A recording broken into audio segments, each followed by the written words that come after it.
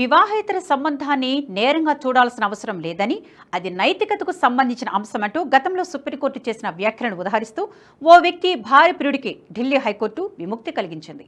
తన భార్య మరో వ్యక్తితో వివాహేతర సంబంధం పెట్టుకుందని, ఓ హోటల్లో వారిద్దరూ శారీరకంగా దగ్గరయ్యారని మహిళ భర్త ఆరోపిస్తూ కోర్టుకెక్కాడు.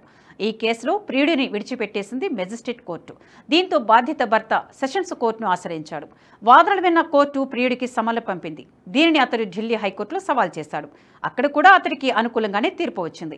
ఈ సందర్భంగా కోర్టు కీలక వ్యాఖ్యలు చేసింది. భార్యను భర్త ఆస్తిగా పరిగణించే మహాభారత కాలం నాటి భావజాలానికి కాలం చెల్లిందని పేర్కొంది.